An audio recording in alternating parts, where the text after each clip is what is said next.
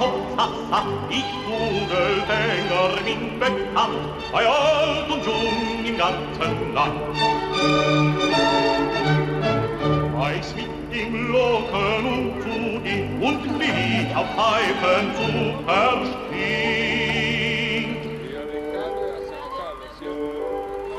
Drum kann ich so lustig sein, denn alle Vögel sind ja mein.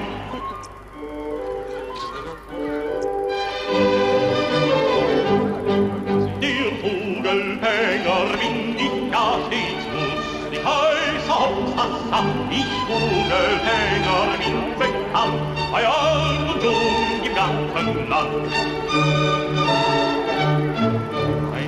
Für Mädchen möchte ich fing, sie guten meist für mich. A tres sujetos, entre ellos en el medio está el gran cacique, a su derecha Marina, alias Marucha. Siempre tan simpática. A su lado Carlos, el representante de... Hugo está haciendo chistes obscenos en este momento. Ihr am liebsten wär, der geb ich gleich hinzu verheer. Und küsste sie mich zärtlich an, wär sie mein Weib und ich ihr Mann. Sie schlief an meiner Seite ein, ich wiegte wie ein Kind sie ein.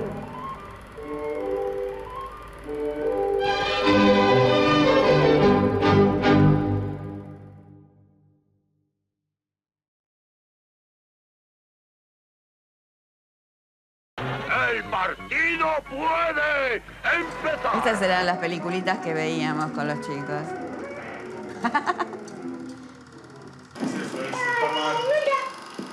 Parece la ardillita. Mira, ¿viste? Ya se pone el micrófono en la... Las cosas están muy lindas, el país. Mira los divinos, el país. ¿Cómo puede ser que una criatura... Mira lo que les hacíamos a esos niños. Están tan metidos. Y está filmando Hugo.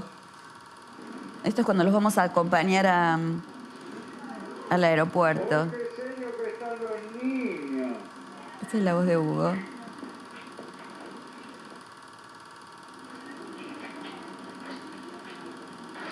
Digo, yo creo que cuando él se sacaba estas fotos, este tipo de fotos, era para el bronce, si se quiere, no sé, para la historia, no.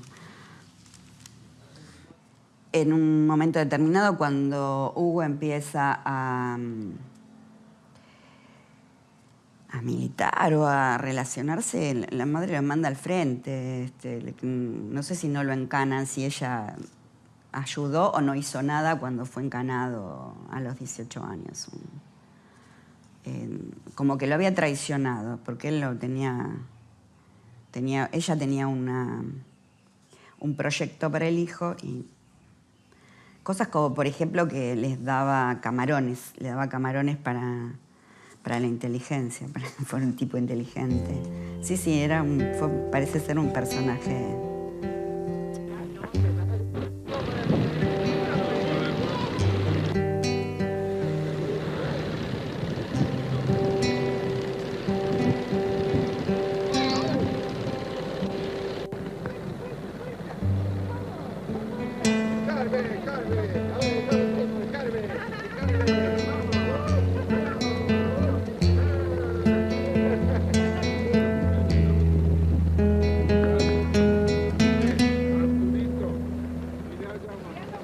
Bueno, a mí, yo la primera vez que escuché hablar muy mal de mi viejo fue con un pibe que era militante del PTS.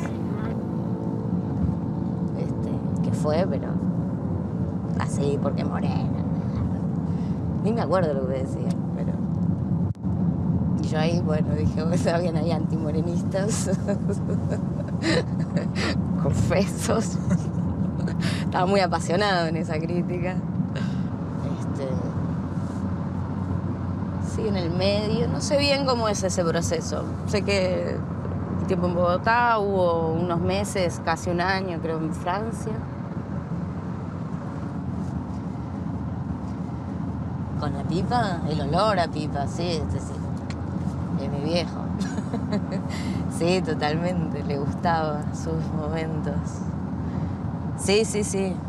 Y de coqueto así, tanto no, pero sí de... Bueno, ya el ser alto, ¿no? Todo grande, parsimonioso. Todas las fotos indican que fue toda una etapa muy feliz. No fue tan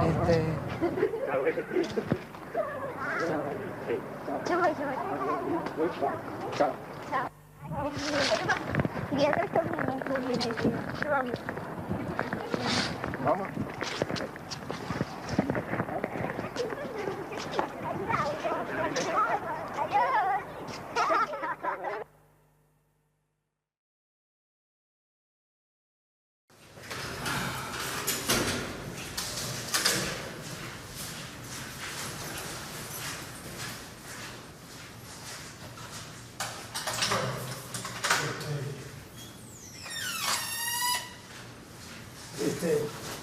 Personaje no hay, pero... A ver, ahí o allá. Formamos el grupo de... Un grupo que así ponía bombas en la universidad. Bombas. Un grupo terrorista contra los nacionales. Perón entregó las universidades argentinas y la educación, la entregó a los fascistas más podridos del país. El caso es que nos hicimos el grupo trotskista, morenista. Para Moreno fue un salto que él llamó histórico, lo escribió, yo perdí sus cartas en el archivo, pero consideré, porque era el grupo obrerista que se había ido a Villa Pobladora a penetrar en las fábricas de Avellaneda, las viejas fábricas, Cian, Daniel Pereira entra en Cian, pega un salto y accede a la clase media a través del estudiantado combativo, del estudiantado que peleaba. Nosotros teníamos fama en La Plata de ser terroristas. Y por esa vía, el órgano, Palabra Obrera, que sin dejar de ser trotskista, porque además nos decían los trotskistas, decimos, acá se trata de empalmar con una fuerza que no sea la secta partidista, vengan a mí, sino nosotros y donde está la clase y el sector de la clase dinámico que se mueve. Ese fue el rol extraordinario de Palabra Obrera. Hace 50 años que no te veo.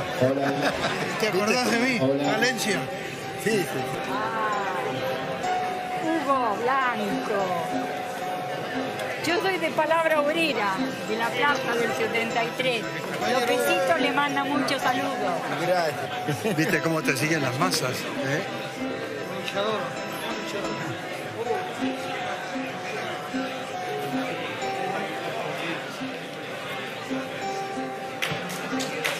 ¿Cómo hacemos? ¿Arreglamos, por favor? Sí, a ver. Manuel.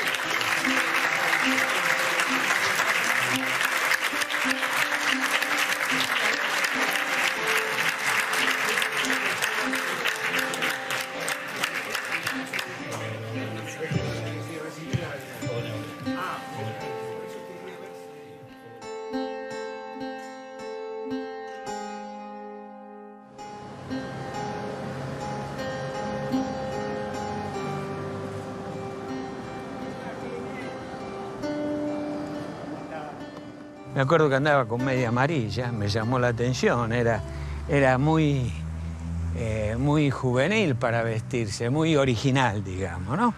Sí, fumaba, pipa, moreno, y yo venía de discutir con uno del PC de mi facultad sobre la Revolución Española, porque había leído un libro recién sobre eso. Y él me dice, muy bien, porque él ponía, siempre le hacíamos este gesto nosotros, porque él usaba la pipa. Muy bien, compañero, muy bien, eso mismo. El papel del Partido Comunista, ahí, ta. Ahí me citaron a un curso que fuimos 3. Y él se puso a hablar de qué era el marxismo. Me pregunta, ¿qué es el marxismo? Y a mí me sale de la cabeza, porque lo había leído, no me salió de la cabeza, perdón, lo había leído en Lucas, la ideología del proletariado. Y ahí Moreno dice, no, compañero, esa definición es la definición del estalinismo, porque entonces el marxismo sería un dogma, como la Iglesia, y nosotros somos lo opuesto al dogma, somos abiertos, el marxismo es una ciencia, y es una ciencia abierta. Moreno dice, repetía cada rato, y todavía está en miles de publicaciones, el marxismo pretende ser científico. La ciencia no tiene verdades absolutas y por lo tanto hay que ser crítico. Hay que discutirlo todo. Hay que ser crítico incluso con el propio trotskismo. Bárbaro. Pero a la primera discusión, discutamos fuerte, compañeros, los trotskos discutimos fuerte, pero se terminaba la discusión con el último grito de Moreno. Chao. Y entonces que yo reconozca, pese a todo eso, lo que le reconozco, creo que es digno de la metodología trotskista. No porque me haya hecho cosas que yo, iniquidades muy grandes, sigo diciendo que fue el trotskista más creador, más constructor que dio el trotskismo después de la muerte de Trotsky. Le digo esto porque, bueno, por mi propio honra personal, joderse, mi maestro, nuestro maestro.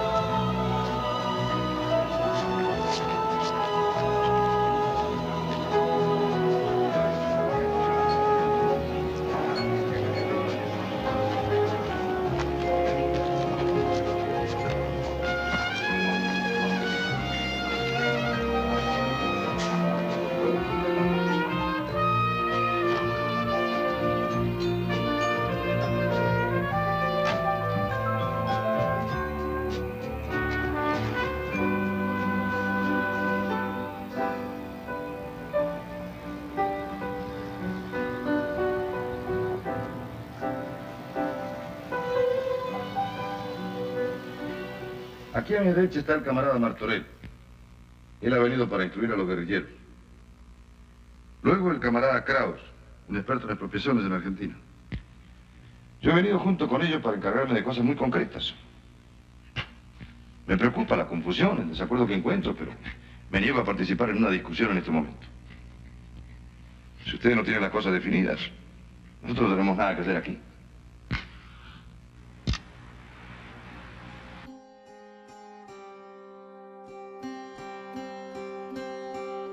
Salud, amor y poesía. Viva la santa anarquía, prima hermana de la bella ecología.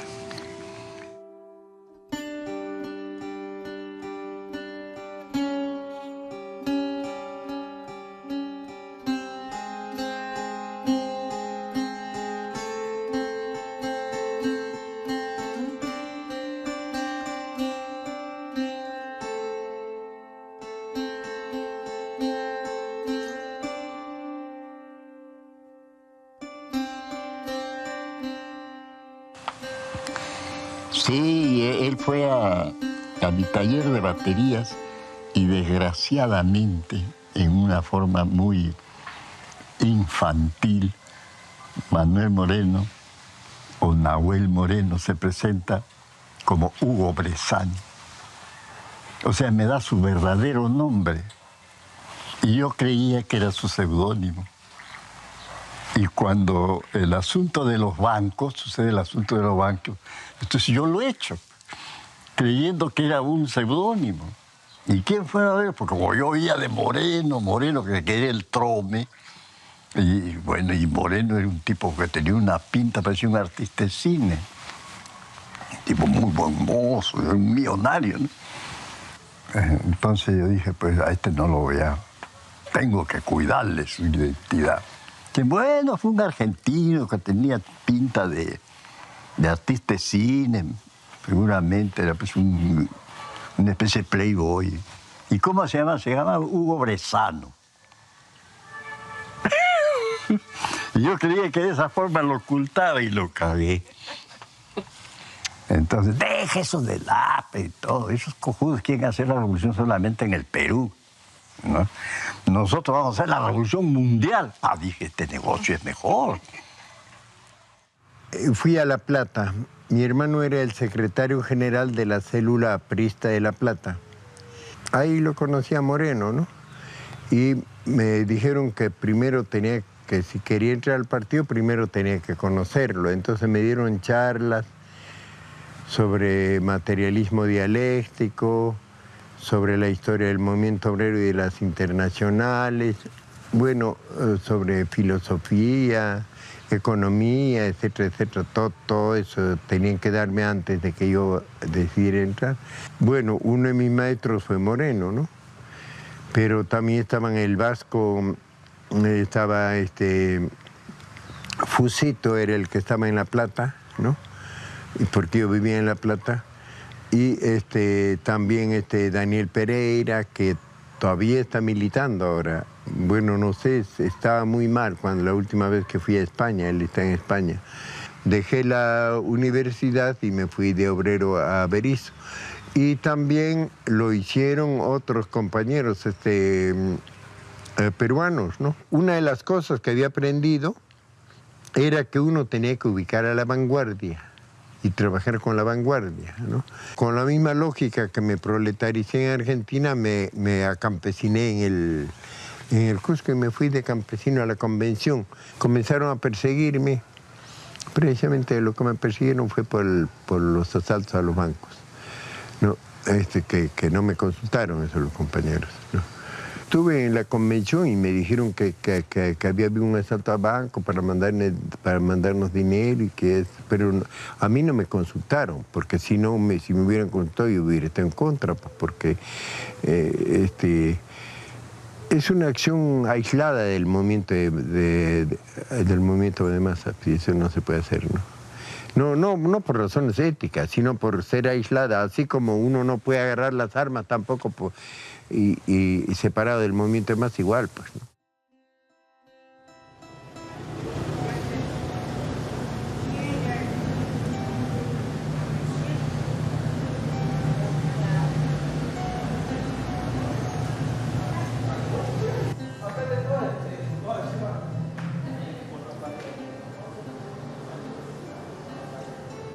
No, mira, yo me voy a ir de acá a las 4:45, porque tengo una invitación a tomar un lonche. Son 5:55.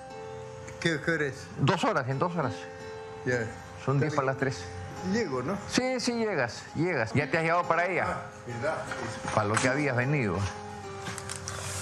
Bueno, así nomás. Dale 5 y vale. No, uno nomás. Sí, vale, ahí lo reparte. En la vida pues hay cosas, hechos y personas que lo marcan a uno para toda la vida. Y uno de ellos fue para mí 2 Hugos, Blanco y Moreno. Blanco y Moreno. Y honestamente emocionaba. Emocionaba. Es que muchacho no sé emocionar, que venga un grupo de extranjeros, se metan a un banco y todo lo que nunca había hecho nadie acá y todas esas cosas, ¿no? Y que románticamente uno busque plata para financiar la revolución y cosas por el estilo, ¿eh? Suena bonito, ¿no? Que había un grupo de dirigentes en Cusco que eran los que tenían la masa tenían las organizaciones, tenían a los campesinos, y un grupo de dirigentes en Lima que tenían la chancaca. ¿Te das cuenta? Tenían la marmaja. Entonces dijeron, y nosotros que tenemos la marmaja, ¿por qué nos vamos a someter a estos cojudos pichiruchi que solamente porque es Hugo Blanco que maneja ahí? ¿No? Pero Hugo Blanco es un asno, pues, que no joda. Acá la inteligencia está acá, decía, en Lima. Hugo Blanco es un cusqueño y mascador de coca. Claro que la coca es rica, pero no lo tomaban como una cosa despreciable, pues, ¿no? Porque era gente de Lima. Entonces se pelearon, pues, los grupos. Porque el poder es eso, pues. El poder es la chancaca. Si tú tienes chancaca, tienes poder. Y si tienes poder, tienes todo, pues. Blanca. Dice que Pereira está en silla de ruedas, me acaba de decir a mí. Sí, pero él merece vivir y estar mejor que yo, porque es un hombre muy, muy derecho. Es un hombre que merece vivir y estar sano y tener energía. Vamos a expropiar. ¿Expropiar? Sí, expropiar la plata en un banco. ¿Un asalto? Asalta a los ladrones.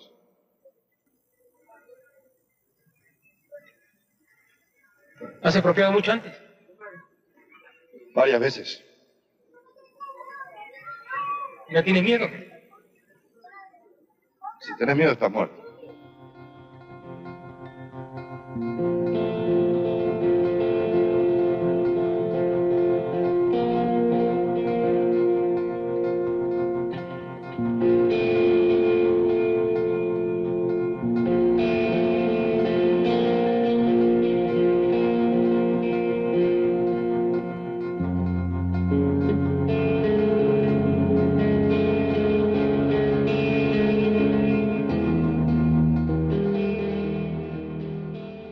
Entonces el partido allá en Perú, el partido somos los tres, esos tres náufragos. Primer problema, no hay dinero. ¿Cómo se consigue el dinero? Ya habíamos creado un equipo militar en Argentina que ya estaba puesto en el tema y otro equipo de lo cual nunca se ha hablado, pero donde se iban a hacer y se hicieron. Se iban a hacer y se hicieron en Argentina expropiaciones. Esto nunca se ha dicho en ninguna parte, te la digo yo. El dirigente de ese grupo, una vez que nosotros nos fuimos, era el Vasco Bengochea. Él era el dirigente del equipo militar de Palabra Obrera en Argentina, antes de ir a Cuba. Y en Perú creamos el equipo militar, cuyo dirigente era yo. Y una tarea imprescindible, conseguir dinero, por la única manera que conocíamos, rápida, las expropiaciones. Muy bien, lo hicimos. Hicimos la primera expropiación. No hubo ninguna crítica de nadie, del partido argentino, que dijera, está muy mal. La expropiación fue una expropiación pobre, se recaudó muy poco dinero, por las causas que fueran. No hubo críticas. Nosotros no éramos puchistas, no éramos nada en ese momento. Muy bien. Salimos de ahí. Éxito militar, fracaso económico. Muy poco dinero. Con esto no vamos a ninguna parte. No se pueden garantizar las tareas. Que los argentinos manden dinero, que se habían comprometido. Entonces, el buró político del partido peruano, con la anuencia del equipo militar peruano, decidió, hay que hacer otra expropiación. El partido argentino, que estaba enterado de todos los pasos que dábamos, no dijo nada en contra. Ahí estaba Moreno, no dijo nada en contra. Se hizo la expropiación y fue la catástrofe. ¡Quietos todos, carajo! ¡Esto es un asalto! Trae esa bolsa, rápido. Decirle a los de abajo que se tienen que subir.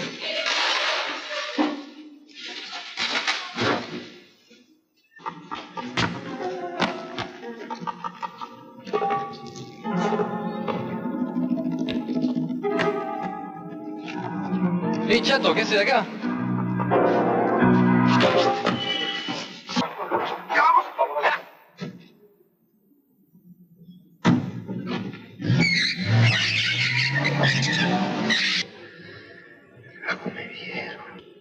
¿Quién te vio? Un compañero de la universidad.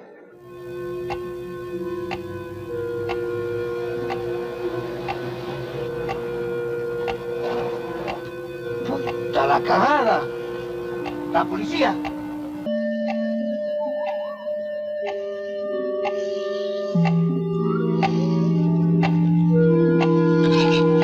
¡Eh, tú!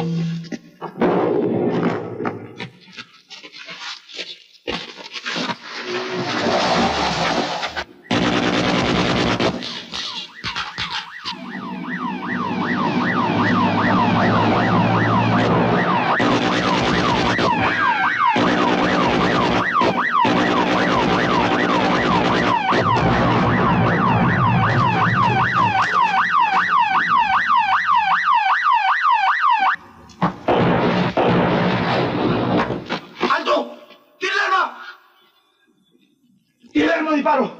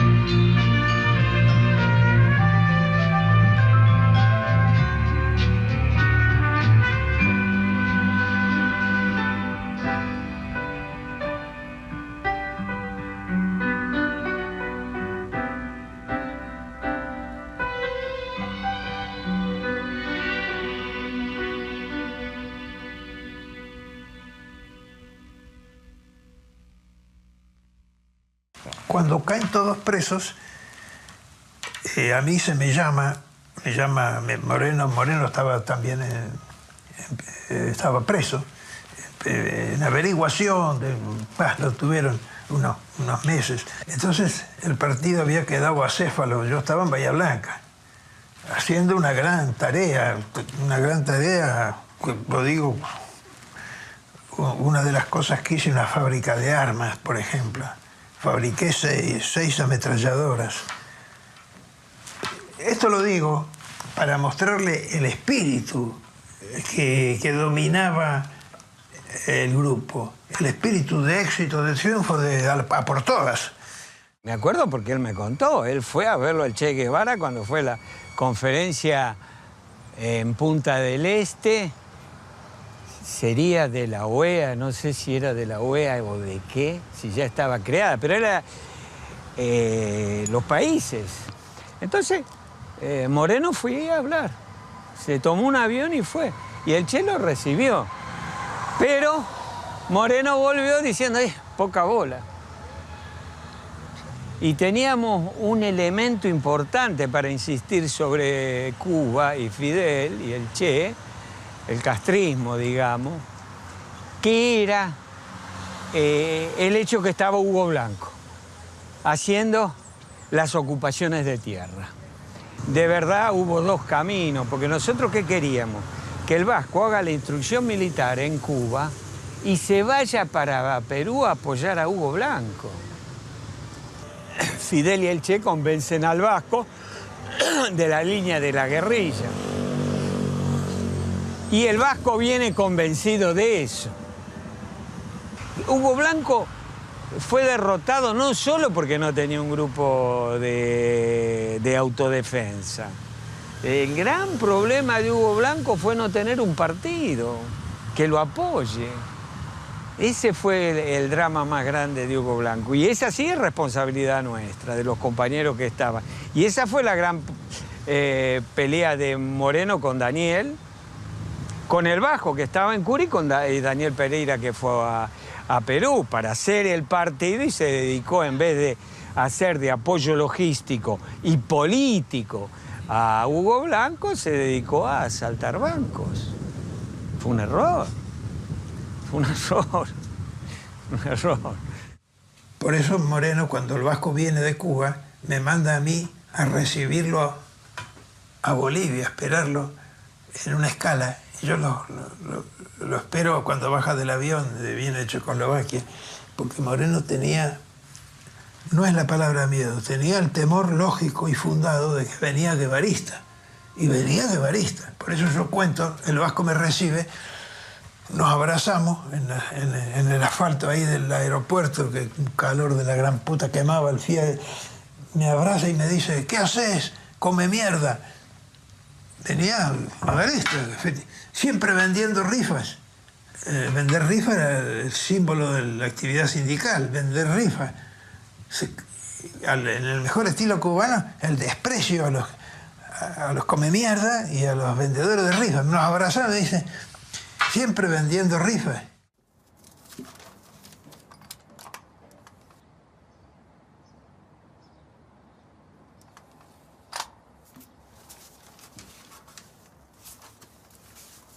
Entiendo que las necesidades políticas eran apremiantes porque la organización se había diluido completamente. Es decir, de haber sido un baluarte, Palabra Obrera, en las 62 organizaciones, en manos del Vasco Bengoechea, todo eso se había diluido, se había completamente desdibujado y había que reconstruir la organización. Por testimonios de Fierro, porque lo fui a ver antes de que fallezca 2 veces. Cuénteme de qué sabe de la relación del Vasco con Moreno. Yo era muy nueva, cómo fue que se fue. Entonces él me dijo, yo me acuerdo, me dijo, que las relaciones no terminaron para nada mal, porque el Vasco ya se había ido, me dijo, y un día me citó y me dio una caja con un montón de dinero. Creo que era que se había producido un asalto en un banco de La Plata y entonces él mandaba a la organización parte de ese asalto. La venida del Vasco de Cuba y la ruptura con la organización o el alejamiento de la organización, es todo un corto periodo de tiempo, donde no es que se prolongaron los asaltos y eran tan brillantes, no. Es decir, el Vasco murió rápido, desgraciadamente. El día anterior yo estuve en la calle Posadas y el Vasco me mostró, por el agujero de la cerradura, me mostró el baño del departamento. Me dice, no se puede abrir la puerta porque el material que trajimos de Checoslovaquia, creo, era muy sensible y nos dijeron que tener cuidado con los picaportes. Al día siguiente explotó. Yo estaba en el bar de enfrente de Clínica, acá, en una confitería, cuando viene el vendedor del diario La Razón y dice, explosión, no calle, y nos miramos con Moreno, nos quedamos así un rato mirándonos y dijimos, este es el Vasco. Y efectivamente era el Vasco. No daba ningún dato porque no se había encontrado nada. Ni documentos, ni resto cadavérico, nada.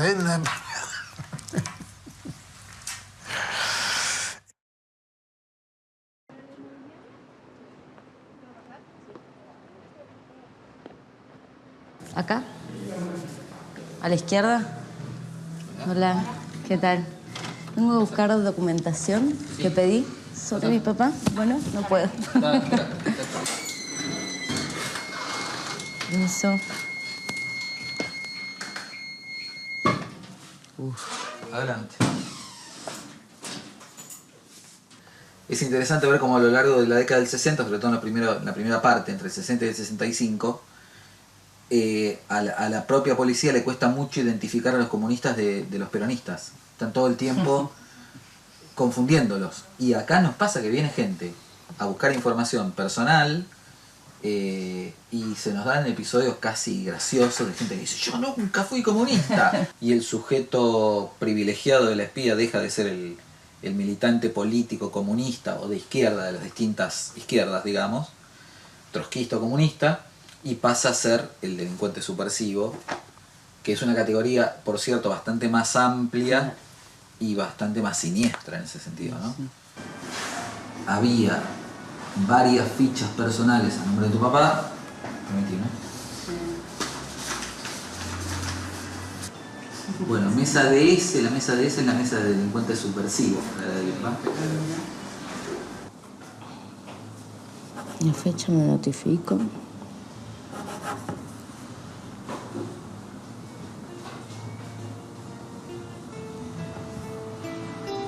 Y hoy es 4, ¿no? 4.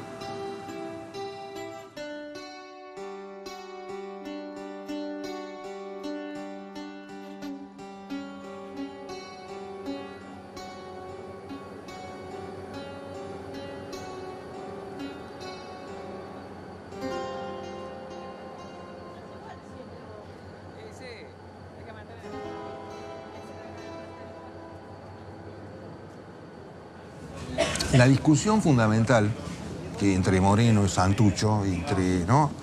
La discusión fundamental ¿cuál era? Que Santucho planteaba desarrollar la guerra popular, la guerra de guerrillas, o sea, como táctica, como camino para la revolución. Y la nuestra era construir el Partido Revolucionario para hacer la insurrección armada. O sea que la discusión era esa, no era elecciones sí, elecciones no. Moreno presentó las cosas como si Santucho hubiera roto. Santucho no rompió nada y nosotros no rompimos. El que preparó la ruptura fue él. Cuando inteligentemente, por la percepción teórica, clarividente que él tenía frente a todos nosotros, él vio mejor, más profundamente que todos nosotros, a dónde iba el castrismo y a dónde iba el guevarismo y a dónde iba Santucho y todos los que lo seguían. Lo paradójico, lo contradictorio, que solo se puede entender en un análisis dialéctico, es que Moreno en el fondo tenía razón. Él se quedó con la línea y nosotros nos quedamos con la gente. Se quedó con la línea. Y dije, pero Hugo, tenés que hacer valer la línea para ganar a la gente. No sé si me explico, ¿tiene sentido lo que digo o es que estoy macaneando? Después, pocos años después, aparece esta propuesta de Moreno de que, bueno, está todo bien, el camino, obviamente, la estrategia es la insurrección armada del proletariado, la construcción del partido revolucionario, etc. Pero en este momento hay que fundar un partido centrista de izquierda. Eso fue el 15 de diciembre de 1972. Ese día se hizo el último congreso del Partido Revolucionario de los Trabajadores, La Verdad. Este es el barrio, ¿no? Si mal no lo... Sí. Sí. Sí, este es Sarandí. Exactamente, acá lo conocí. Acá abajo está el cine, el antiguo cine Sarandí, que ahora no sé qué es un bingo o algo así. Y bueno, ese día se disolvió el PRT La Verdad, porque al día siguiente se iba a fundar el Partido Socialista de los Trabajadores. Pero había discusión en el partido, bastante. Y en ese congreso apareció un grupo que planteó claramente, proponemos que se postergue este congreso, lo cual ya era imposible, porque al día siguiente estaba planeada la unificación. Que se postergue este congreso porque la dirección burocrática del partido, o sea, Moreno, no ha bajado a tiempo la discusión. Y el partido no ha discutido lo suficiente. Si mañana tenemos que unificarnos con el sector de Coral, y si tenemos que intervenir en las elecciones. Así que nuestra moción es que se suspenda el Congreso. Ante esa propuesta, Moreno se paró, saltó como un resorte y dijo: la moción del secretariado es que se expulse a estos compañeros porque son un grupo infiltrado de milicia obrera.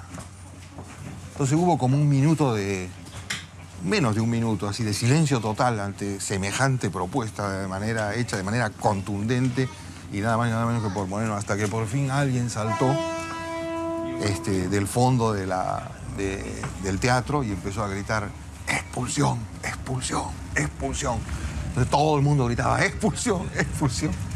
Y me acuerdo haberlos visto salir, eran 4 compañeros, cordobeses. Ese fue el día que conocí a Moreno. Y efectivamente, al día siguiente, el 16, se unificó, los dos grupos se unificaron y se fundó el Partido Socialista de los Trabajadores. Y se eligió la fórmula Coral para presidente, Juan Carlos Coral, y Nora Schiapponi para vicepresidenta, que en ese momento tendría 30 años.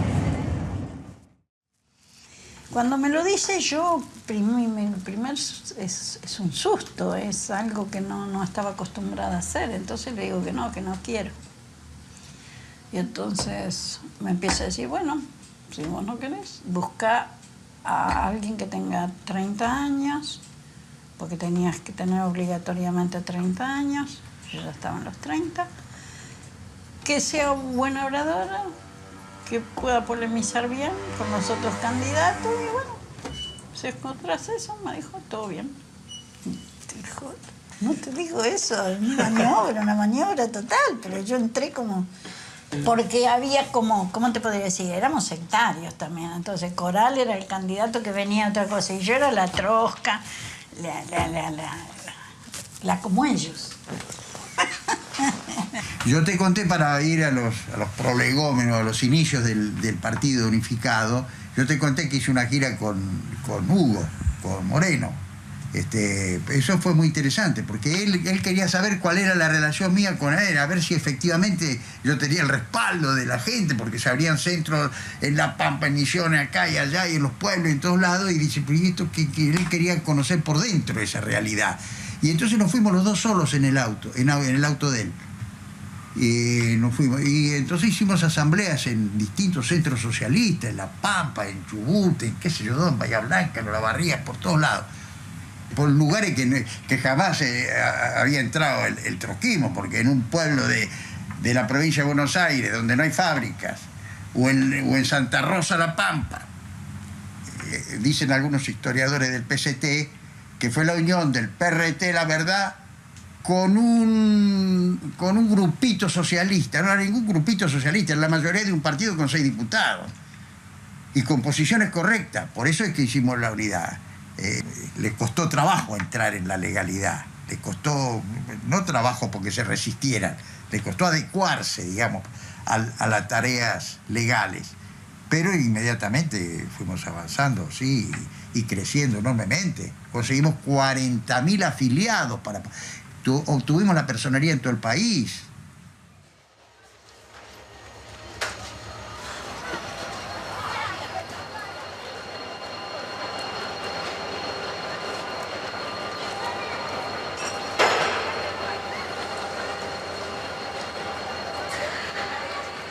Señora, disculpe una pregunta. ¿El frigorífico Swift estaba ahí? No, la entrada del Swift de la escuela, la otra entrada. ¿Cuál es la escuela? La que viene es la escuela. Ah, o sea, esta es Nueva York. Sí, esta es la Nueva York. En la Nueva York, la que viene es la escuela. La otra que viene es la entrada del... ¿Y esa cómo se llamaba? Esta es la Marsella. Marsella. ¿Era obligatorio para la militancia de esa época venir a piquetear el periódico acá a la puerta del frigorífico? Esto es... todo esto. Qué mugre, ¿eh? El muro es ese, acá está el muro, ¿ves? lo que dijo la señora, o sea, la puerta de la fábrica era acá. Eso no existe más. Ahí está el muro, mirá. Que es esa continuidad de pilares.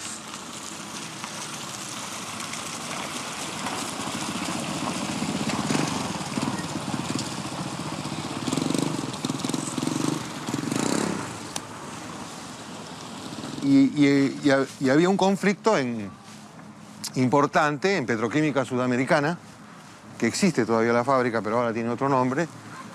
Petroquímica Sudamericana, que estaba tomada por los obreros.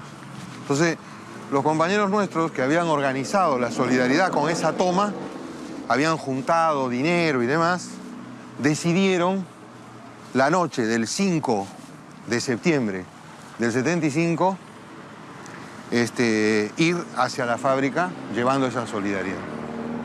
Bueno, fueron interceptados, secuestrados y luego asesinados. Sus cuerpos aparecieron en la Balandra, ahí al fondo de Punta Lara. Y al día siguiente estábamos organizando las tareas de solidaridad y demás, con bastante cuidado. Fue terrible porque yo estaba ahí sentado en una mesa organizando los grupos y vuelven dos compañeros. A los 5 minutos de haber salido, vuelven desesperados y nos dicen, en la esquina secuestraron a 3 compañeros, se los llevaron. O sea que la masacre de La Plata fue eso. 5 en el camino a la fábrica, 3 a una cuadra del local, total 8 compañeros asesinados. Los cuerpos fueron entregados, obviamente. Nosotros no pudimos hacer una gran manifestación, pero hicimos un sepelio militante, rindiéndoles homenaje y denunciando los crímenes, mientras la Casa de Gobierno nunca nos recibió. Ya nos habían atacado el local de Córdoba, no sabíamos cómo actuar ahí, ya nos habían matado a mi querido amigo y un compañero dirigente que era César Robles, un dirigente importante.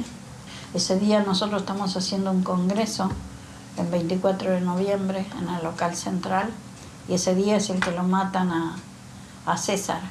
Y ahí estamos hablando y él me dice, no pongas a defender los locales, hace como te parezca, pero no lo hagan, hablen entre ustedes porque fíjate, en el local de Córdoba lo hicimos y cuando nos golpearon la puerta no sabemos si son los fachos o si es la policía.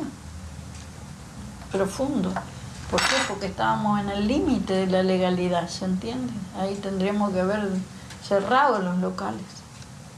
Ya teníamos los presos del gobierno de Isabel, más todo lo que se venía orquestando respecto a los atentados de las 3A. Igual nosotros tuvimos un retraso bastante importante en ver el golpe. Y nadie, no solamente nosotros, nadie de la izquierda, nadie podía ver las dimensiones de lo que se venía. Cuando acá se venía a venir el golpe, en 1976, empezó, mejor dicho, a pensar en la idea de cómo salir de la Argentina y cómo establecer una organización fuera de la Argentina que permitiera al mismo tiempo ser un ancla, ser un lugar a donde los militantes pudieran ir a reunirse. Ahí me mandó a Venezuela a explorar la situación. El problema con Venezuela era que era una época dorada del petróleo en Venezuela y era muy difícil conseguir visas para entrar. Finalmente entonces nos inclinamos por Colombia. Convivimos en Colombia, en Bogotá, yo diría bastante tiempo con Hugo. Logró una cosa muy impresionante que fue hacer un congreso del partido en Colombia. Era realmente algo muy emocionante durante la dictadura hacer un congreso en otro país, que vinieran 150 delegados, estoy imaginándome ahora cuántos serían, pero diría que eran no menos de 150, pero al mismo tiempo era una máquina de desarrollar en Argentina, en Colombia, en España. En esos tiempos empezamos a tomar contacto con un grupo español, en Brasil. O sea, había todo una cosa lanzada hacia adelante, enormemente poderosa, fuerte, y eran épocas en las que uno soñaba con la revolución, ¿no es cierto? Yo lo conocí a Moreno por el libro de Método de Interpretación de la Historia Argentina, que atrás tenía una foto de él. Y entonces, cuando apenas llegamos, fuimos al Congreso y lo vi que estaba ahí. Entonces nos acercamos y le dijimos, mire, nosotros venimos de Buenos Aires, tuvimos un problema, pero venimos porque nos tuvimos que exiliar. Y bueno, entonces nos presentó algunos compañeros, nos tuvieron un tiempo prudente viviendo con compañeros colombianos hasta que lograron saber qué había pasado con nosotros, y después nos llevaron a vivir con los compañeros argentinos. Nosotros vivíamos en las torres, en unas torres que estaban ahí en el centro, al pie de los cerros, y vivíamos en 2 departamentos, todos los argentinos que estábamos. Y Hugo vivía en una torre próxima, en otro departamento. Tenemos fondo la bahía, ¿cómo se llama la bahía? De Boca Grande, ¿no? De Cartagena. Estamos acá con Silvita, que no quiere hablar, con Norita y con Fierro. Al poco tiempo yo me fui a Nicaragua. ¿Y yo me decís? Sí, fue otra experiencia muy importante, muy importante. Se pidió que fueran compañeros que tuvieran experiencia en el movimiento real, experiencia sindical y qué sé yo. Yo ya no daba más. Y entonces le habían pedido a Miguel Soranz. Moreno ya estaba en Colombia. Entonces dije, quiero irme yo también. Hubo una discusión sobre el nombre, si se le ponía un nombre marxista, si se ponía Simón Bolívar. Se decidió justamente con un criterio de que fuera una brigada amplia, ¿no es cierto? Acorde con la lucha que se estaba dando, incluso antidictatorial. No que fuera una brigada trotskista, sino que fuera una brigada que la encabezáramos nosotros, pero que la abríamos. En Managua, bueno, la brigada contribuyó a formar los primeros sindicatos, por la experiencia que tenían sus componentes, ¿no? La brigada había colombianos, había compañeros panameños, costarricenses, mexicanos, había un alemán. Entonces, nosotros establecimos un gobierno independiente. La gente de Violeta Chamorro, de la burguesía, fueron a quejarse a Managua porque decían algo raro. Hay unos latinoamericanos y los negros locales que han establecido milicia, formado un sindicato.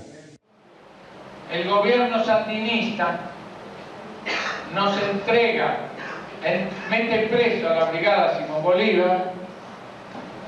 Está muy bien, nosotros no podíamos creer lo que leíamos. Nosotros podríamos ser ultraizquierdistas, ultraderechistas, lo que fuera. Habíamos ido a jugarnos la vida. Lo único que hacíamos era fundar sindicatos. Y resulta que casi nos matan, nos metieron presos, nos echaron del país y le dijeron a la policía panameña que nos torture. Y en nombre de la Cuarta Internacional del Programa de Transición sale un comunicado público que está muy bien hacer eso. Entonces dijimos, pero esto ya no es ni marxismo, ni trotskismo, ni leninismo.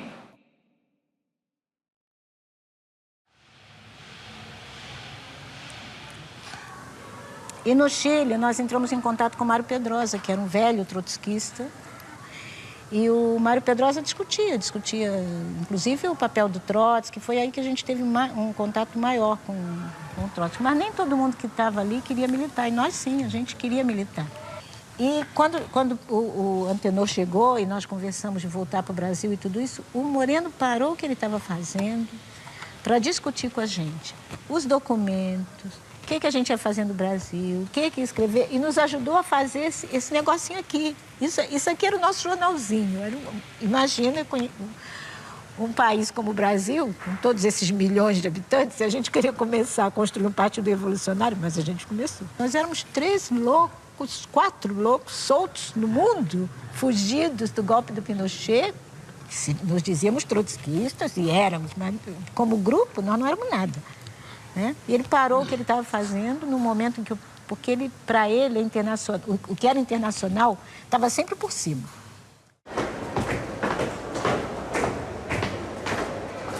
Olha aqui. Olha aqui, não. Você vê lá atrás.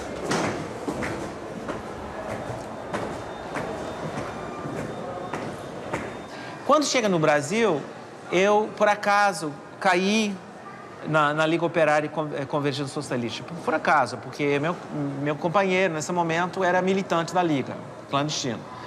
Então, quando eu entrei, eu pedi organizar um trabalho sobre a questão gay.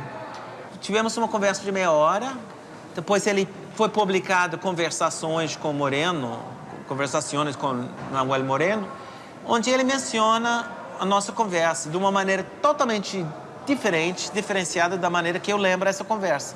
Ou seja, ele argumentava que eu e outras pessoas estavam tentando organizar um gueto dentro do partido, uma organização à parte. E a nossa intenção era contrário, porque dentro da Convergência Socialista eu organizei um grupo de pessoas que eram militantes, todos gays e lésbicas, algumas pessoas bissexuais. E qual foi nosso objetivo? Primeiro, de enfrentar o preconceito, a homofobia dentro da esquerda, dentro da organização, e colocar essa questão política e ter uma política para o movimento que estava surgindo. No Brasil, no partido, o partido estava sofrendo uma grande crise em 79. O Moreno veio aqui em 79 e foi preso, em 78, foi preso. Houve uma queda de direção, que estava na prisão. E uma segunda camada dirigia a organização. Ninguém sabia o que estava acontecendo. Então, nesse contexto, em 79, quando foi falar com a Zezé, que era da direção nacional, uma das fundadoras, ela apoiou e topou a organização de um grupo gay dentro da organização, porque ela era uma pessoa mais aberta nesse sentido, eu acho. E não houve resistência porque a organização está muito frouxa. Eu e o Valdo estávamos juntos, fomos os 2 primeiros, nós fomos presos no hotel. O Moreno tinha ido levar um companheiro no aeroporto, um companheiro português, que estava aqui, né, do Partido Português, e nós estávamos esperando ele no hotel. Eu e o Valdo. E primeiro eles prenderam o Moreno e o coisa no aeroporto, e outro grupo nos prendeu a mim e o Valdo no hotel. Depois, no dia seguinte, eles prenderam todo o resto, digamos, dos dirigentes que eles tiveram acesso.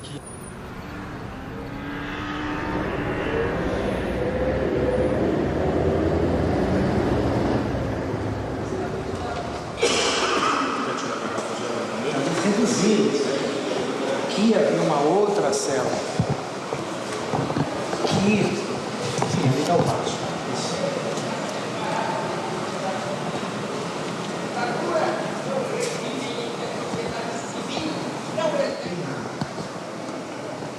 Falou por aqui, porque isso aqui se podia conversar. O João Valério deve lembrar melhor, porque de fora não vai ser exatamente o dia que a gente começou a greve de fome aqui. Não sei se foi uma semana ou 2 depois de a gente estar preso, mais ou menos isso? 2 semanas depois. 2 semanas. A gente resolveu isso aqui através da janela, conversando, um gritou para o outro, vamos fazer greve de fome, vamos. O objetivo era difuso, era protestar contra a nossa situação, e tinha um elemento concreto que era impedir a deportação do Moreno. A gente falava sempre em espanhol. Era em espanhol. E muito portenho, né? Né? Com todas aquelas terminologias que a nós nos surpreendiam, né? O boludo, o quilombo, todo o vocabulário coloquial portenho que é único no mundo e que é muito musical, porque tem ele é um grande imitador, então ele pega estes traços, né, do "Viste Antonio, que não era um cuento, muchacho". Que Moreno como todo, bueno, tipo que mira al futuro y que se fija objetivo y qué sé yo, era un poco ingenuo también, se entusiasmaba con fantasías, a pesar del análisis riguroso que hacía, teórico y todo, a veces con fantasías. Y entonces, cuando el PST produjo ese fenómeno de crecimiento y de influencia de masas, creyó que era cuestión de intentar algo así como el foco político, meter 3 militantes, hacer lo mismo que hacíamos y adelante, y ya se armaba un partido de masa en Portugal, en España, en Venezuela, en Colombia, en todos lados hacían eso. México, e em nenhum lado funcionou. Hugo Blanco vai a Lisboa logo na sequência do 25 de abril, ele está exilado na Suécia, ele fala nos sindicatos metalúrgicos, convidado pela social-democracia, por uma ala operária da social-democracia portuguesa. Bom, e nós vamos, claro, vamos todos, não era muita gente, fomos todos ouvir Hugo Blanco e no final, para surpresa do Hugo Blanco, nos apresentamos e digo: Hugo, somos os trotskistas aqui em Portugal. E ele fica muito surpreso e pergunta: vocês estão vinculados com que tendência? E nós: nenhuma, nem sabemos quantas há, nem sabíamos quais eram. E me dá uma primeira tarefa, que é que nós precisamos de uma sede, então precisamos ocupar um palácio.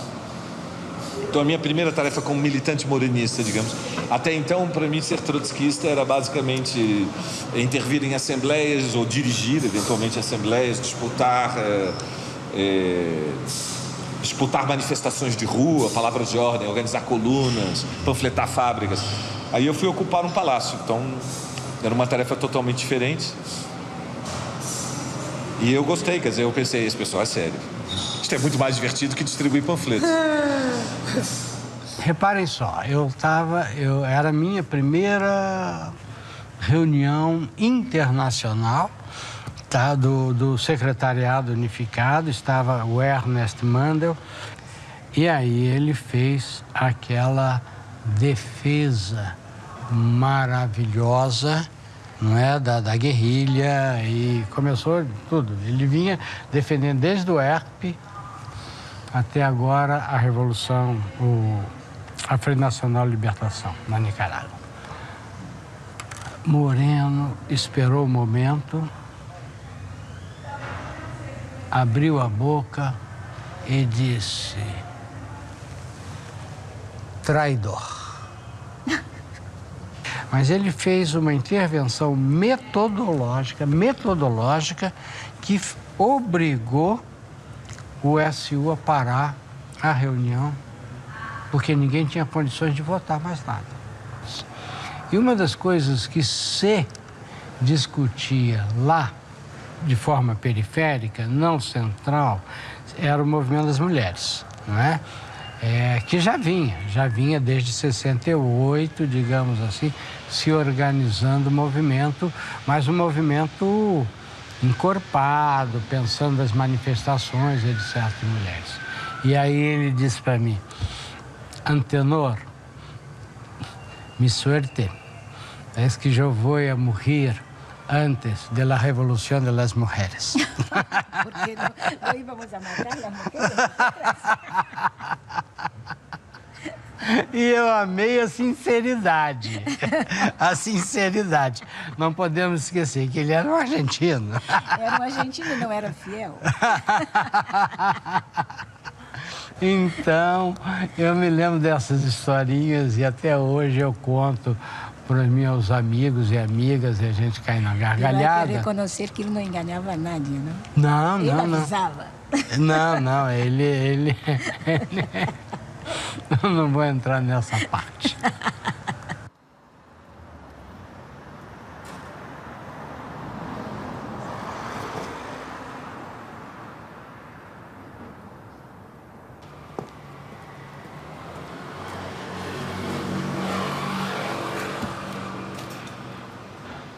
Il primo contatto con Moreno è stato un contatto diretto, che è stato quello di Dario Renzi, che è il compagno con cui abbiamo cominciato e che ci ha guadagnato al troschismo. Quello che abbiamo espresso con una battuta è che noi non volevamo proconsoli, cioè non volevamo che, come succedeva in altri paesi, si pensasse che la costruzione di organizzazioni in altri paesi fosse l'esportazione del metodo utilizzato in Argentina. Perché? Anche se in accordo con alcuni aspetti universali, poi ciascuno aveva bisogno di sviluppare la propria esperienza, anche di approfondire il proprio metodo. E quindi noi non abbiamo mai accettato, come è successo in altri paesi, che fossero inviati dei dirigenti argentini a costruire in Portogallo, a costruire in Spagna, ma non per nazionalismo.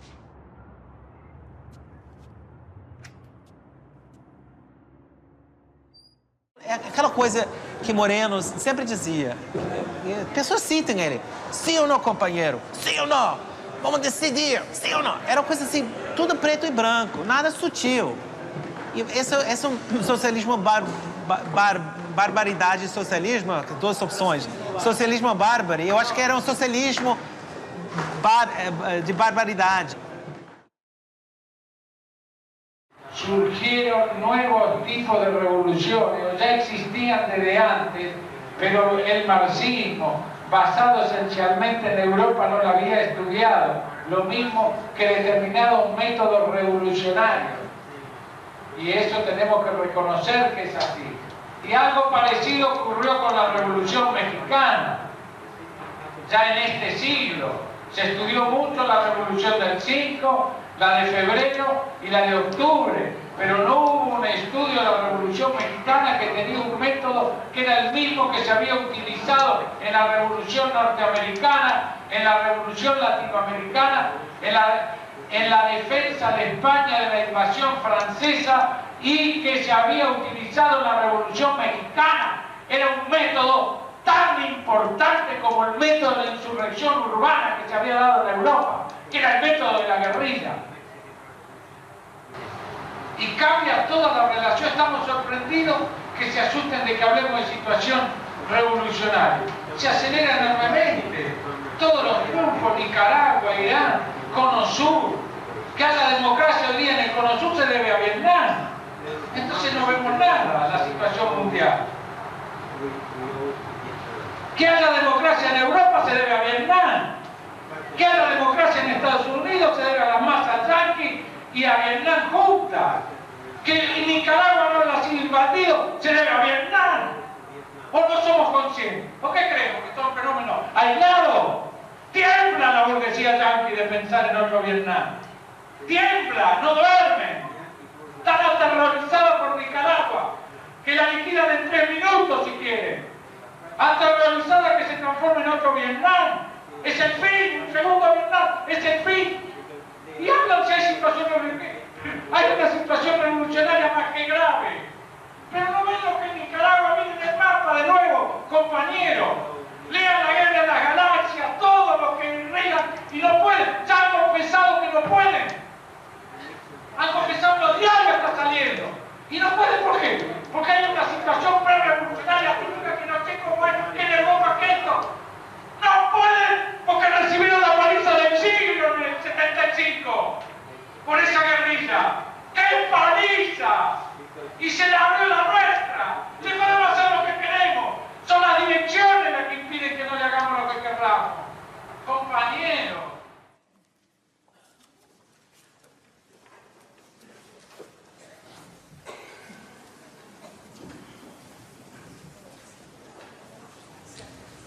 Moreno ya vivía acá arriba, pero no lo sabía nadie, lo sabían 2 o 3 de la dirección.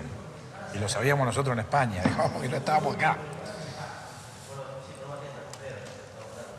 Carta de lejos, está en los documentos. Sí, yo me acuerdo cuando llegó, lo que no me acuerdo cuál giro fue. Porque el giro era se acabó la dictadura. Se acabó la dictadura. O sea, sigue la dictadura, pero ya se acabó. Salgan a abrir local, hijos de puta. Dejen de ser una dirección, se lo decía así, digamos, dejen de ser una dirección.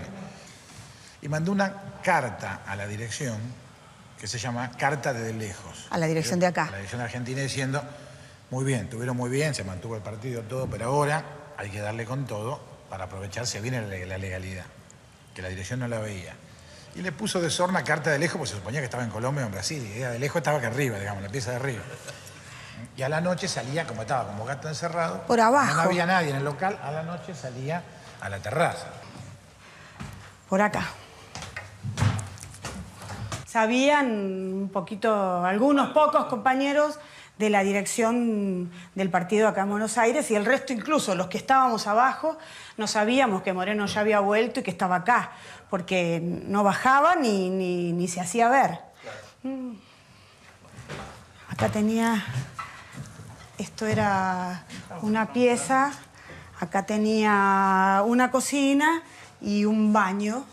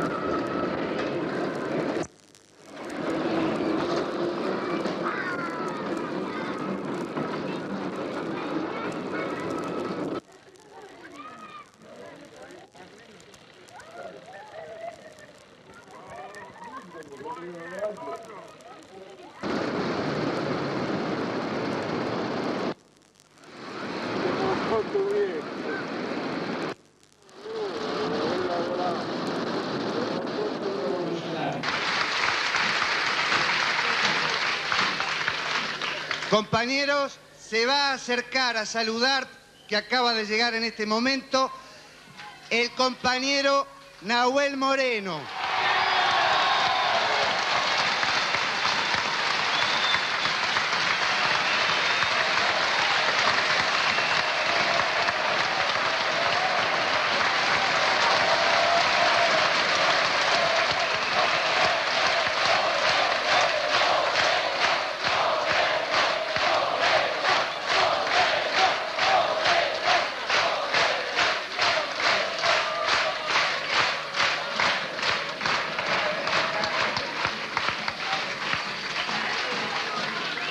Aunque nunca se desempeñó. Me mata y por eso no puedo hablar.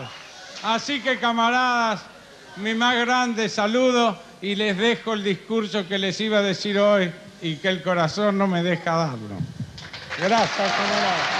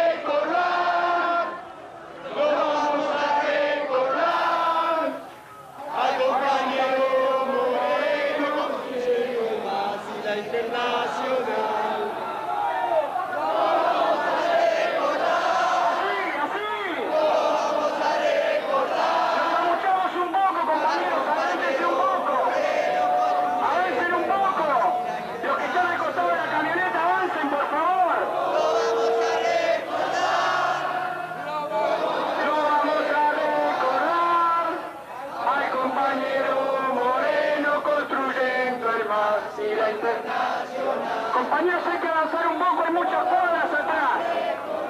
Así, lo vamos a recordar.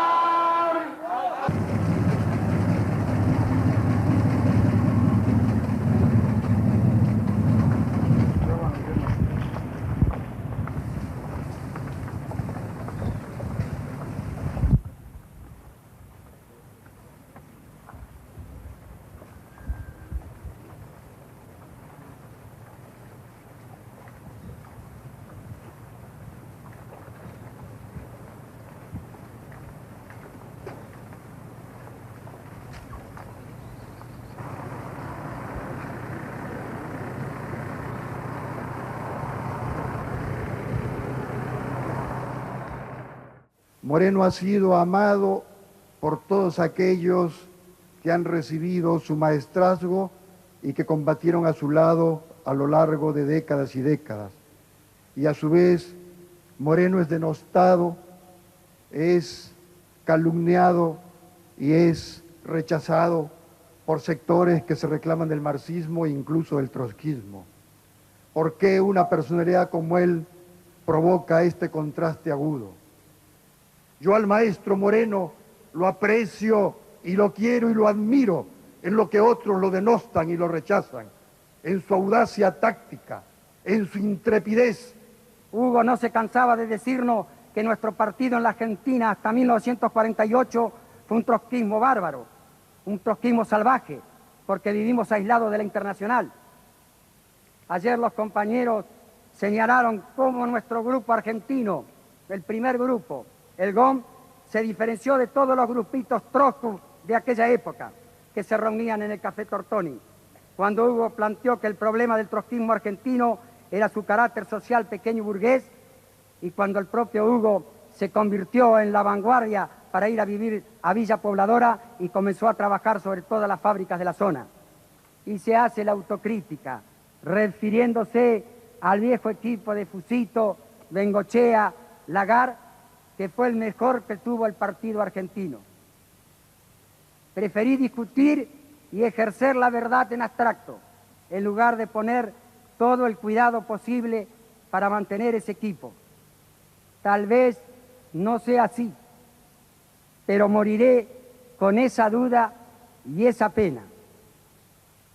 Adiós, querido Hugo, nuestro maestro, nuestro conductor, nuestro constructor, nuestro amigo. Hasta el socialismo, siempre.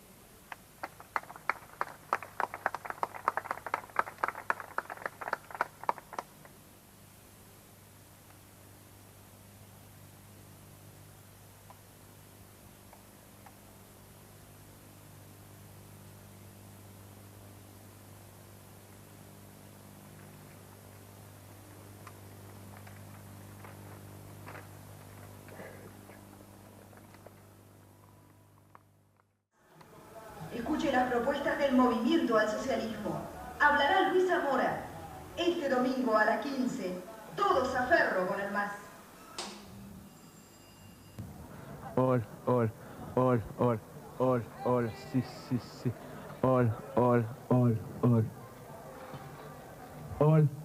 Sí.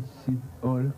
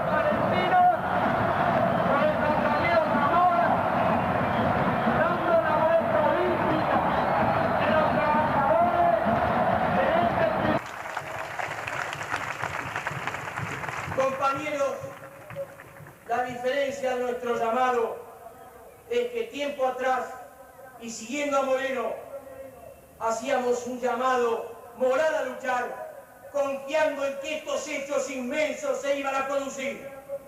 Pero ahora, compañeros, los llamamos a luchar porque estas revoluciones se están produciendo. Ya comenzaron y podemos ganar, compañeros. Podemos derrotar al imperialismo y a sus gobiernos títeres en nuestros países. Podemos derrotar a la burocracia. Podemos construir un gran partido mundial. Podemos construir un gran movimiento al socialismo. Podemos conquistar el socialismo con democracia en la Argentina y en el mundo entero. ¡Viva la clase obrera del mundo! Cambiemos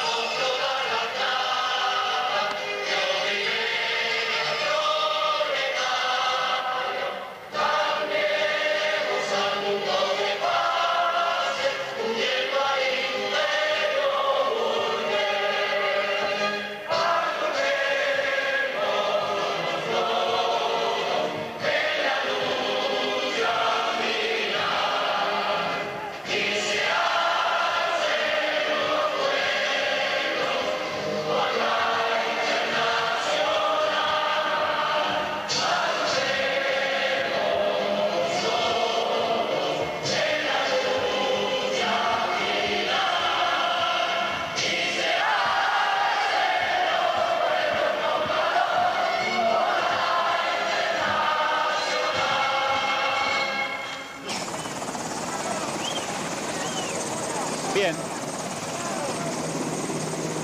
Última maniobra de acercamiento del helicóptero de los Estados Unidos de Norteamérica que conduce al presidente Bush. Frente mismo al estrado donde lo espera el presidente Menem. Allí vemos por primera vez al presidente Bush, que acaba de pisar suelo argentino, el primero que le estrecha la mano, el embajador Todman. Comienza a dispararse una salva. Primer gesto de cordialidad entre los presidentes Bush y Menem, que allí se abrazaron.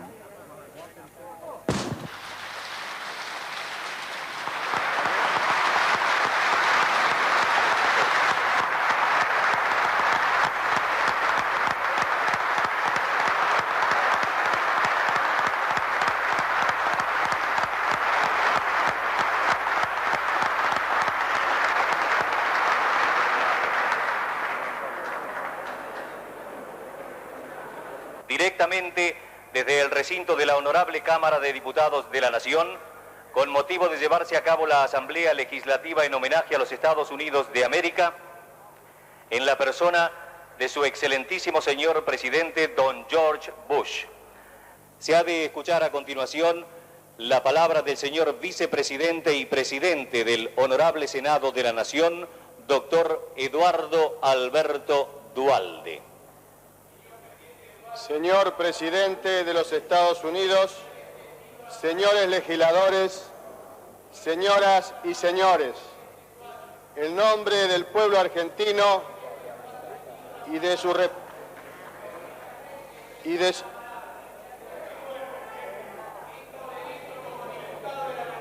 no corresponde el uso de la palabra. No corresponde, señor diputado.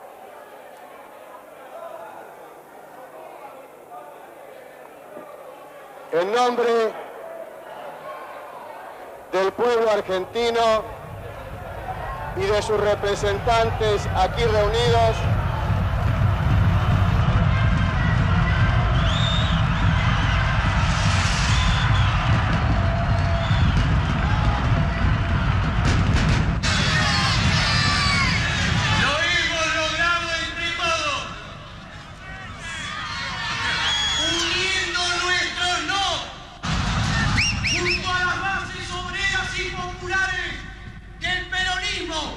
del radicalismo y los intransigentes que se levantan contra la traición, la estafa y la capitulación de sus dirigentes, decimos no.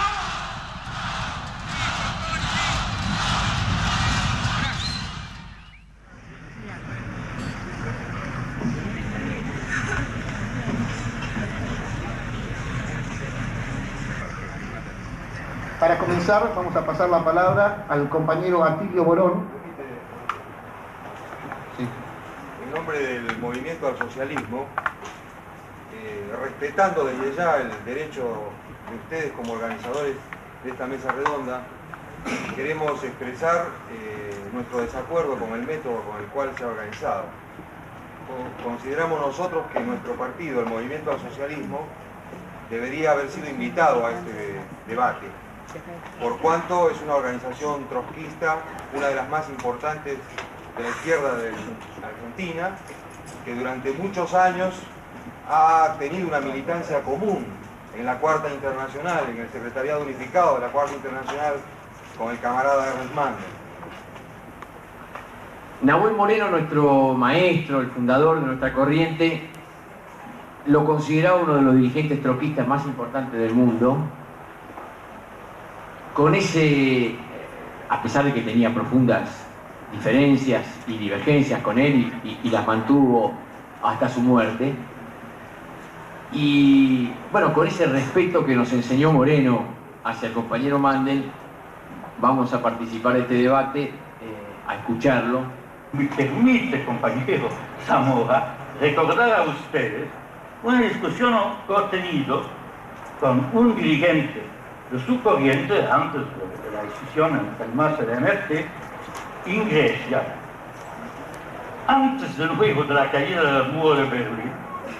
Y él me decía, nosotros en Argentina vamos a ver 17% de los votos, vamos a conquistar el poder, y como ustedes están oportunistas, usted va a apoyarnos. Y ahora podemos sacar la conclusión. ¿Lo han habido? Evidentemente que no lo han habido. Y bueno, y eso es un ejemplo de lo que está ocurriendo en el mundo. Y entonces, la diferencia es una diferencia metodológica en la cual yo y mi organización representa la verdadera tradición marxista, comunista y trotskista. ¿Cómo es que si las masas están en su pureza revolucionaria convencidas de la necesidad y la posibilidad inmediata del socialismo ya, y cómo ante la existencia de una serie de representantes de vanguardia tan persuadidos, convencidos, claros, precisos, que no tienen ninguna duda ni de discutir la agenda ni del programa, porque ya está todo resuelto, el milagro debe ser que hay una maldición bíblica que hace que la Argentina no haya podido acceder al socialismo, porque están todas las condiciones, las masas preparadas y la dirigencia, acá la hemos visto, totalmente convencida. Lo único que tiene que hacer es neutralizar el efecto diabólico del compañero Mandel, que ha frenado toda la lucha de clase hasta la mundial, y ya la revolución socialista con hecho en la Argentina. Pero lo que sí creo es que ese estilo arcaico, obsoleto, retórico, vacío, grandilocuente, lleno de una retórica falsamente encendida, no tiene ningún futuro en América Latina y en la Argentina, y probablemente vaya a ocurrir lo que ha ocurrido en otros países, que todo eso termine militando junto con Aldo Rico y compañía. Entonces digo, por eso que me parece...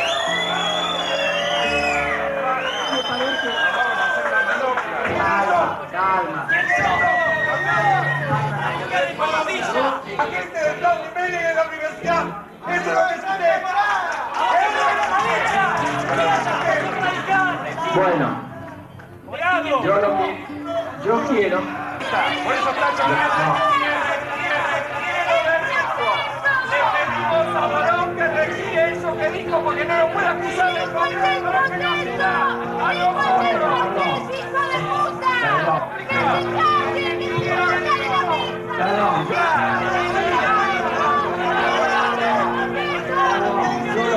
¿Puedo hablar?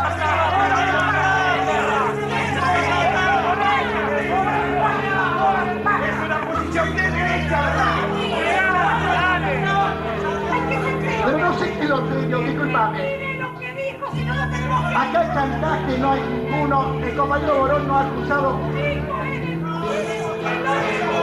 Perdón, acá nadie lo acusaron de ser agente de Rico, por favor, yo escuché bien.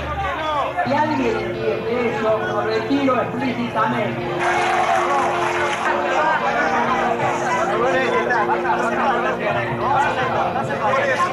El peligro de que si nosotros hacemos un análisis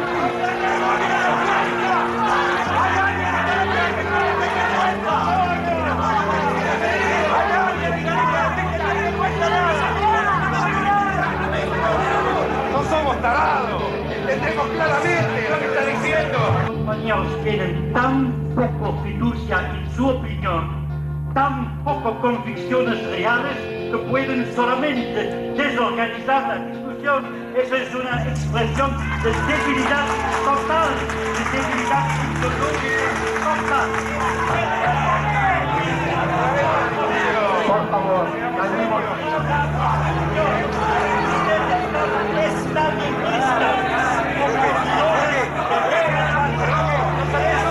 A los efectos, aunque el compañero Morón no pudo terminar de los efectos.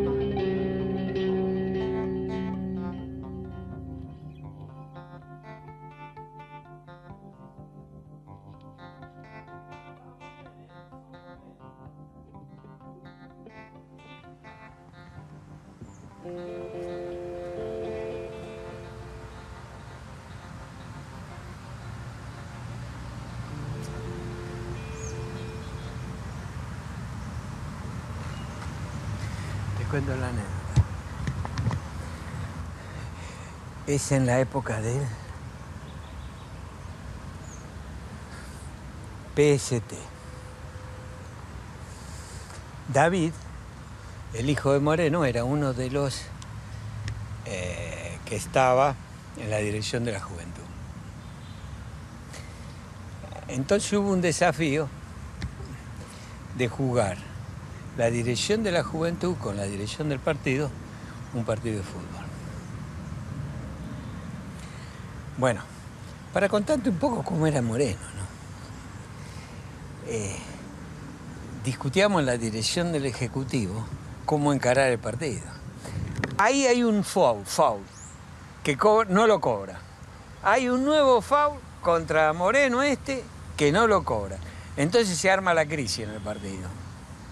Entonces Moreno agarra, se roba la pelota y se mete en el auto de él, que tenía un Fiat 1500 en esa época.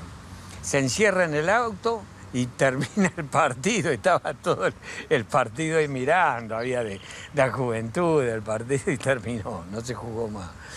¡Detengan ese balón!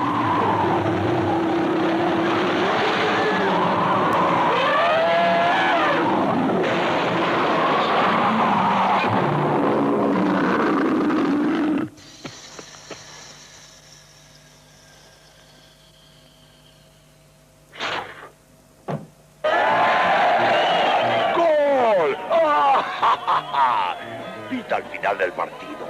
He ganado.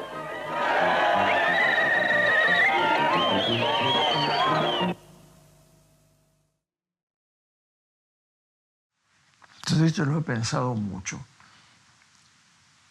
Moreno creó un partido, una organización. Yo creo que ese es el mayor mérito de la vida política de Moreno. Al haber sido capaz de crear un partido que en un determinado momento fue un partido importante, un partido con miles de afiliados. O sea, dejó de ser un pequeño grupito, que es lo que siempre se nos atribuye a los trotskistas, como patrimonio, grupito, que se dividen. Bien. Moreno muere en el 87. Ya en esa época estaban surgiendo las primeras muestras de división dentro de su organización. Pero la organización se rompe en el 89, 2 años después de la muerte de Moreno. Entre otras cosas porque Moreno ya no está. Y Moreno tenía unas cualidades que le permitían mantener unido todo eso. Cualidades o características, mejor, más que cualidades. Más allá del PST, del heroísmo de los militantes, de los más de 100 compañeros desaparecidos y demás, yo creo que la mayor creación que tuvo, y en esto Moreno seguramente no estaría de acuerdo conmigo, fue Hugo Blanco y el proceso de lucha campesina. En el Perú, cuando yo militaba en el Perú, todo el mundo decía, pero escuchame una cosa, ¿ustedes qué tienen que ver con el campesinado? Ustedes son trotskistas. Trotsky estaba en contra del campesinado. Trotsky opinaba que el campesinado era una retaguardia, que esto, que el otro. Yo fui a Europa y discutí con Mandel. Fui a Europa en uno de los últimos viajes. Fue la última vez que lo vi a Mandel. Le pedí una reunión a Mandel. Me reuní con los de la Liga Comunista en Francia. Y después lo fui a ver personalmente a Mandel a Bruselas. Y le dije, Ernesto, vamos a tomar el poder en Argentina. Y nosotros necesitamos, más allá de las diferencias, nos vamos a necesitar que ustedes nos den apoyo. Tenemos que discutir cómo conseguimos fondos. Y Mandel, que era un encanto de persona, me lleva una seriedad absoluta. Y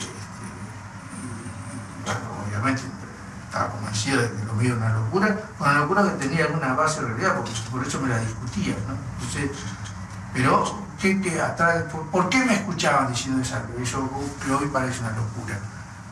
La Liga Francesa, toda la dirección de la Liga Francesa escuchándome. Facevano preguntitas, pero ninguno diceva voi stai loco. Naturalmente lo dico da una postazione che 30 anni dopo aver incontrato Moreno, ma no, più di 30 anni, si tratta di quasi 40, è molto diversa da allora. Noi oggi non ci riconosciamo nel trotzkismo, né nel morenismo, ma nel marxismo in generale. Quindi si spiega per questo, insomma, anche il fatto che sia stata pubblicata una biografia di Moreno in italiano. Può sembrare strano, insomma, un libro ormai di 17 anni fa. Però lo abbiamo fatto perché per lui non è un tributo formale. della generazione del dopoguerra, per noi Ugo è stato il miglior esponente, il miglior quadro, il miglior dirigente, ma ha comunque condiviso un destino più generale che ha vissuto il trotskismo. O cineasta convenceu a mostrar a igreja. Irmão Valdelício querido, está aberto o templo lá em cima? Tá? Quem te viu, quem te vê, quem não a conhece não pode chamar. Igreja Batista. Ela tem muitos jovens, é uma igreja muito jovem, tem banda, tem tudo. Né? E temos uma academia lá embaixo, de esporte e de boxe, com treinador. Eu faço boxe. Eu resolvi, eu vim treinar e o treinador não estava. Aí eu resolvi treinar sem luva. Aí estourou a mão toda.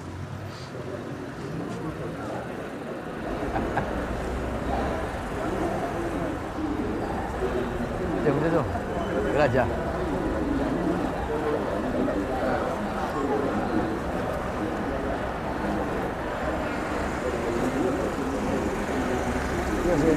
Muchas gracias.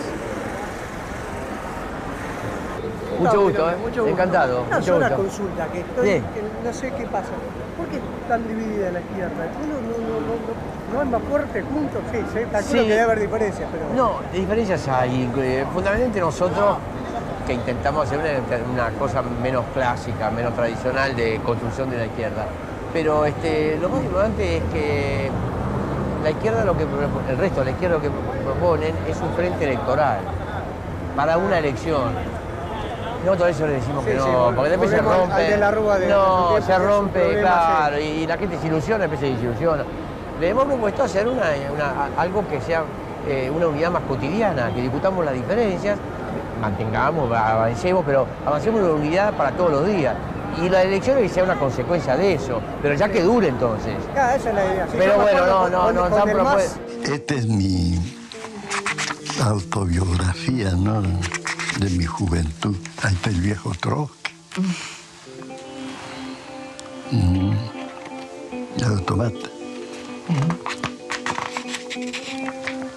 Ahí estoy yo. Fui servidor cuando estaba en el taller de batería. Ahí estoy en el frontón, el año 52. Oye, está empezando a lloviznar. ¡Qué miedo acá!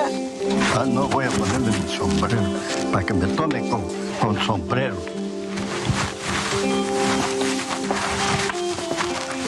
¿Ves? A ver.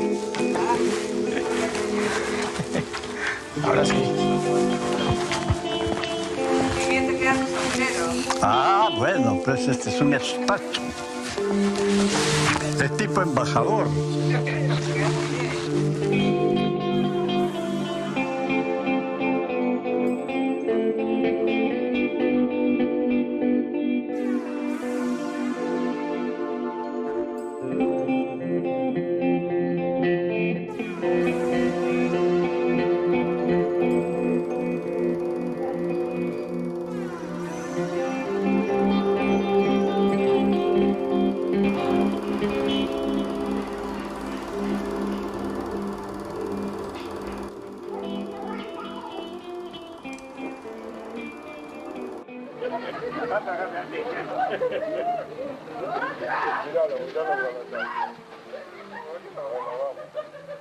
Para la posteridad, chiquilines.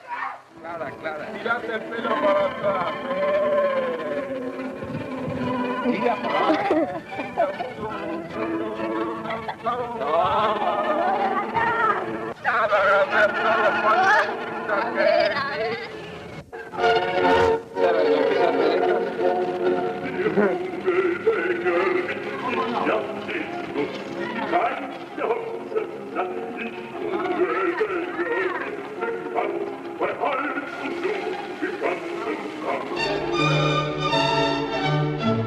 Ein Netz für Mädchen möchte ich bin sie nur Guten weiß für mich.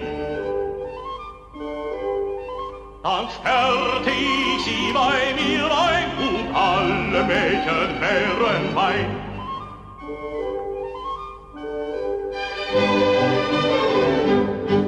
Wenn alle Mädchen wären mein, so tauschte ich brav Zucker ein. Die, welche mir am liebsten wär, der geb ich gleich den Zucker her. Und küsste sie mich zärtlich an, wär sie mein Weib und ich ihr Mann. Sie schlief an meiner Seite ein, ich wiegte wie ein Kind sie ein.